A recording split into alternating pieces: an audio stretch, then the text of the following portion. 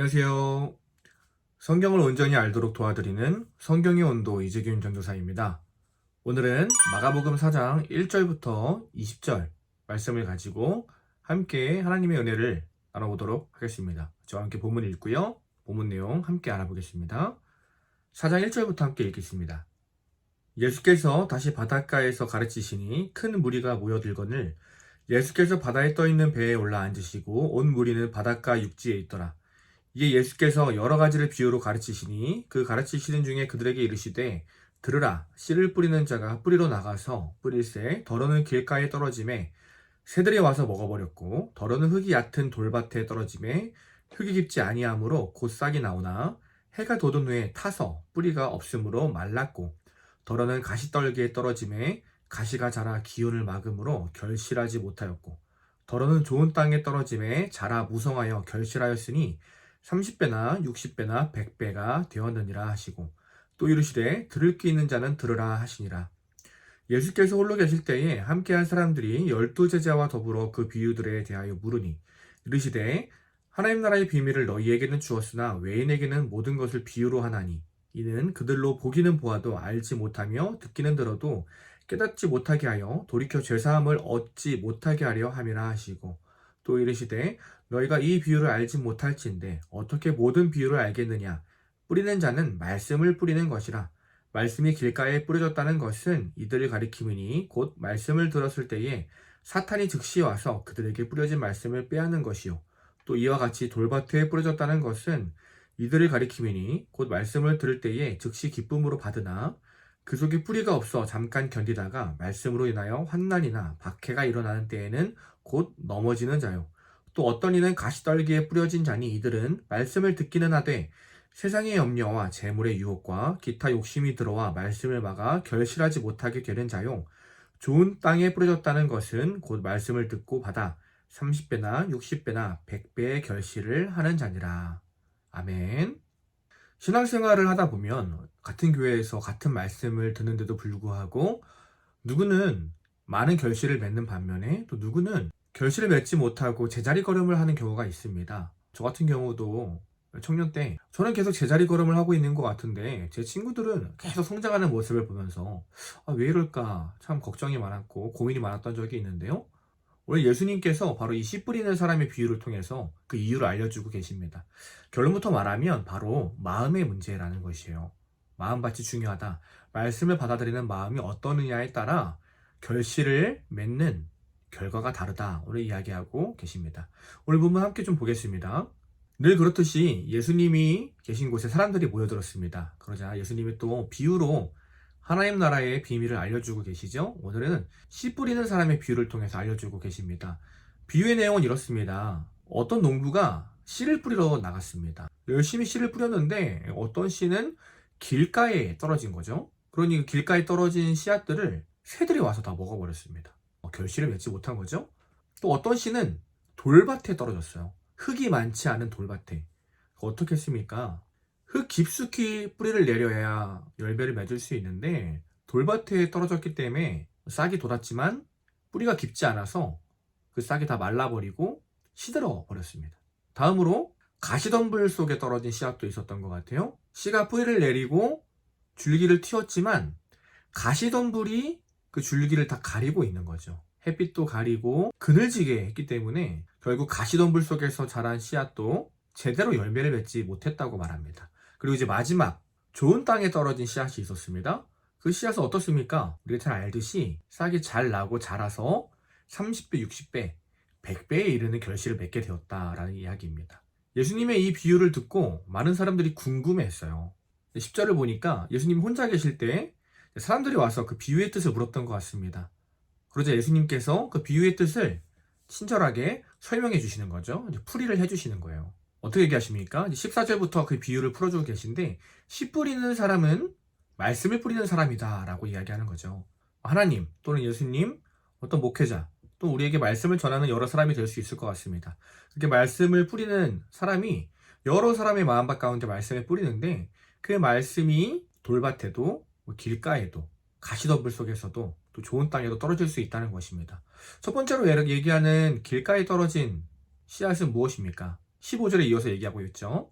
말씀을 듣긴 하지만 곧 사탄이 와서 그 말씀을 가져간다 라고 이야기하는 거예요. 말씀을 듣긴 듣지만 그 안에 불순종하는 마음들, 말씀을 있는 그대로 받아들이지 않는 마음들이 있는 거죠. 그러니 사탄이 그 말씀을 있는 그대로 가져가 버리는 것입니다. 그러니 싹을 틔우지도 못하고 뿌리를 내리지도 못하는 거죠. 듣긴 듣지만 그저 흘러가는 말씀일 뿐입니다.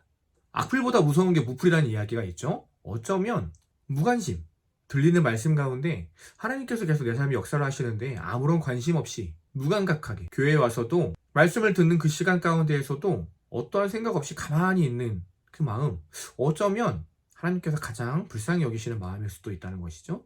바로 길가에 떨어진 씨앗과 같은 마음입니다. 다음 마음은 무엇입니까? 16, 17절에 돌밭에 뿌려진 것, 이렇게 말씀하십니다. 기쁨으론 받지만 환난과 고난이 왔을 때 쉽게 넘어지는 사람들을 이야기하는 거죠. 돌밭에 뿌려졌기 때문에 깊게 뿌리 내리지 못한 거예요. 말씀을 듣긴 듣지만 내 삶에 문제가 찾아오면 또 넘어지고 또 하나님을 떠나고 거부하는 삶입니다. 그렇다면 어떻게 해야 합니까? 돌을 치워야겠죠. 내 마음을 가로막고 있는 돌들, 완악한 마음들을 뽑고 뿌리를 깊게 내릴 수 있도록 해야 하는 것입니다. 환난과 박해 속에 내가 넘어졌다고 다시 포기하는 것이 아니라 다시 그 말씀의 자리 가운데 나아가서 또 땅을 파고 또 돌을 깨고 어제보다 오늘, 오늘보다 내일 1cm라도 더 그 마음을 파고 들어가는 거죠.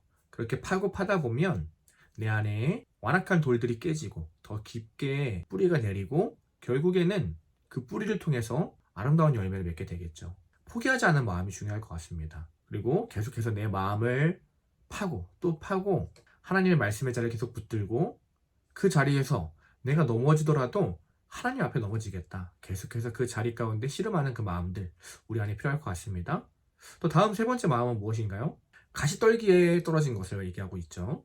말씀을 듣지만 마음을 지키지 못해서 결실을 맺지 못하는 자들을 이야기합니다. 가시덤불이 씨앗을 가리고 있는 것처럼 내 마음에 많은 욕심들, 세상의 염려, 재물의 유혹들, 여러 가지 내 안의 욕심들이 내 마음을 가로막고 있는 거죠. 그러니 말씀이 들어와서 뿌리를 내리고 싹을 틔워도 그 욕심들 때문에 열매를 맺지 못하는 것입니다.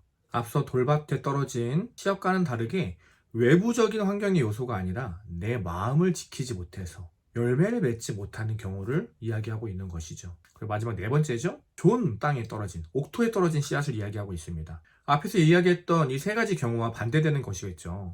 말씀이 들리면 그것을 흘려보내는 것이 아니라 내 안에 잘 모셔드릴 수 있는 그런 마음들, 겸손한 마음이 필요할 것입니다. 말씀에 집중하는 마음이 필요할 것이고요. 그 말씀을 무엇보다 사모하는 마음이 필요하겠죠. 그리고 그 말씀을 듣고 살아갈 때에 부딪히는 여러 가지 환경적인 요소들, 그때 이 말씀을 놓아버리고 세상의 가치관을 붙들고 살아가는 것이 아니라 힘들고 어렵지만 이 말씀을 가지고 다시 한번 부딪혀 보는 거죠. 계속해서 들은 말씀을 가지고 내 삶에 적용하는 그런 삶, 하나님과의 관계 속에서 계속해서 내 마음에 있는 여러 가지 완악한 돌들을 치우는 일들을 계속 해내가야 할 것입니다.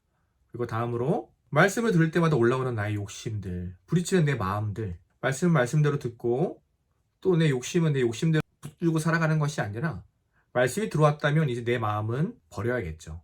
계속해서 그 마음을 내려놓을 수 있게끔 하나님 앞에 기도하고 어떻게든 이 말씀을 붙들고 유혹과 욕심의 소황 속에서 그것을 끊어내려고 노력하는 삶, 바로 그런 삶이 이 좋은 땅에 심겨진 마음일 것입니다.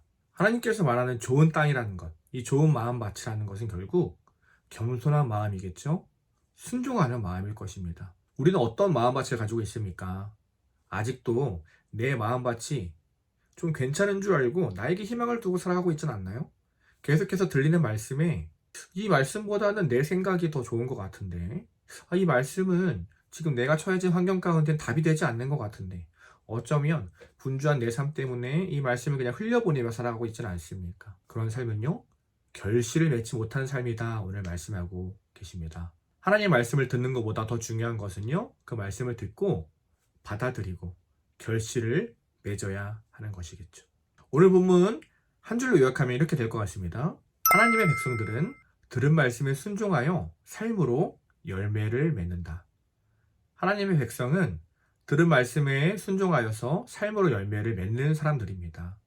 말씀의 지식을 많이 아는 것보다, 말씀을 많이 듣는 것보다 더 중요한 것은 들은 말씀, 단 한 가지의 말씀이라도 순종하고 내 삶에 결실을 맺는 삶입니다. 저 여러분이 오늘 예수님께서 말씀하신 것처럼 길가와 같은 마음, 돌밭과 같은 마음, 가시덤불과 같은 마음이 아니라 좋은 땅, 옥토와 같은 마음이 되길 소망합니다. 들려지는 매일의 말씀에, 그 작은 말씀에 순종하고 받아들여서 30배, 60배, 100배 그 이상의 결실을 맺는 하나님 나라의 백성이 되길 소망합니다. 하나님의 말씀만이 우리를 풍성하게 하십니다. 하나님의 말씀만이 우리를 열매 맺는 삶으로 이끌어 가십니다. 그것을 붙들고 또 한 주간 기쁨으로 살아가는 저와 여러분 되길 소망합니다. 오늘도 끝까지 함께 해주셔서 감사합니다. 다음 주에 만나요.